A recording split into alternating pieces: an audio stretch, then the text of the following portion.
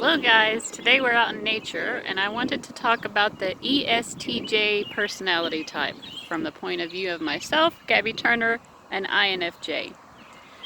So something that I've come to understand about an ESTJ personality type is that what really drives the ESTJ and what they will most likely achieve in their life are these four things. They want power, status, money, and control.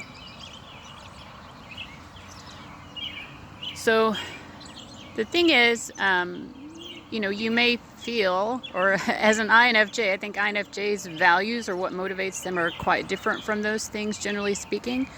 But if you're listening to this and you're like, well, that seems very ruthless and that seems a little bit superficial, I think we have to understand that throughout all of human history, people who have achieved those things have been the people who have been most revered versus people who have not achieved those things.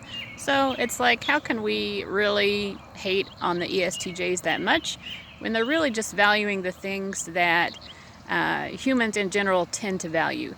Perhaps certain cultures throughout the world value these things more than others.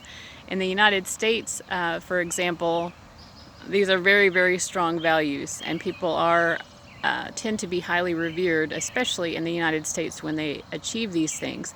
And many people come to the United States hoping to be able to get these things for themselves. The spiritual teacher Sadhguru wrote, "It used to be people wanted to get to heaven, but these days they just want to go to America."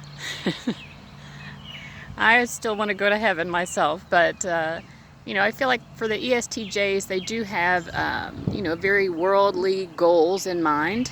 That doesn't mean that they're not also spiritual people, but they do tend to be people who want to climb to the very top of their chosen profession, people who want to gain as much personal wealth as possible, people who are in a position to be making the rules and telling people what to do. And the thing is, they do achieve these things, and they achieve them because they know how to work the system very well. And they also know how to schmooze very well. They're very schmoozy, and in that sense, they're actually extremely likable people. Much more so than the ENTJ, who does have similar goals, especially in terms of power and dominance. And ENTJ definitely wants to be in charge.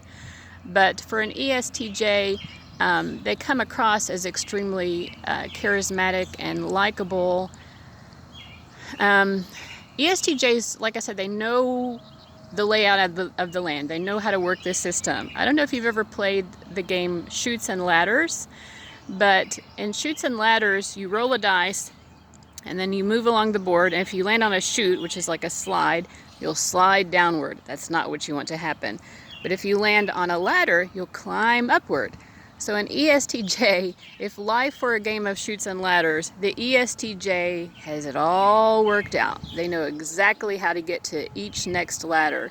And some of the ladders are longer than others, so they will definitely know the best strategy to get to those longest ladders as well, because they want to rise to the top as quickly as possible. So let's say, for example, an ESTJ is in a management position in a large organization. Well, they still have many ladders above them to climb, and they want to get to those ladders. So they know how to interact with their colleagues in a way that will advance them more quickly. In other words, they know how to schmooze.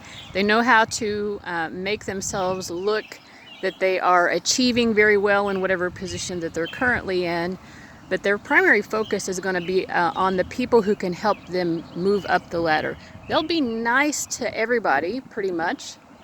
But the people that they will be nicest to are the people who can advance them.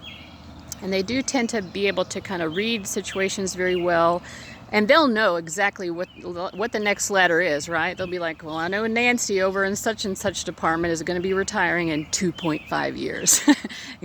I know Joe over in such and such department is getting married and they're thinking about moving to some other place or whatever, So they know what the advancement opportunities are. They are always aware. if an ESTJ is an entrepreneur and working for themselves, which very often they will be, again, they know how to network with people in a way that advances them the most. And they'll be kind with the people that they are networking and collaborating with, but ultimately they don't care as much about the advancement of the other person, although they might make it seem that way. But I mean, I think humans in general tend to be self-interested, and an ESTJ definitely is that. They want to advance themselves, but they'll be nice to the people that they need to be nice to in order to advance themselves. And they'll be nice to other people too, because they want to be seen well, because that serves their overall purpose of advancement. But they're not going to like go out of their way to help someone if it doesn't ultimately serve their purpose. If an ESTJ is kind of going out of their way to help someone and it doesn't seem like that person has power to pull the ESTJ up, it really is primarily because they want to look good. They might want to look kind or charitable. Again, because they're very status oriented, they're very conscious of their public image. See what else to say about an ESTJ. ESTJs are known to be very rules oriented as well. They play by the rules, but what I have noticed, because I had an ESTJ manager once, and she was very aware of the rules and how to work the rules and stay within the boundaries of the rules while still getting as comfortable, an easy way in the job as possible. But for those of us who she managed, and she was very strict with us, so it's like she knew the rules and she would enforce the rules very strongly with us with a smile, because again, they're very friendly. They don't want the higher ups to find out that they've been bossing people around. Now, the ESTJ will sometimes boss people around, and they will sometimes call people out, but only if they feel like the majority of people will support them in that, and therefore it will help them rise. An example of this is Kamala Harris during the Democratic primary debates, where she really called out Joe Biden and put him down. In that instance, she felt that it was more in her self-interest in getting the Democratic nomination and public favor if she were to do that. So they're not against taking out their opponent if they feel that it's the most strategic thing to do. But if they're in a position where their opponent is someone who it would actually favor them to be nice to, then that's what they'll do. Because ultimately they want these four things. They want power, control, status, and wealth. So I think that's pretty much it for what I have to say about the ESTJs. Maybe you'll see a fairy in the background. I know the ESTJs will be very delighted about that.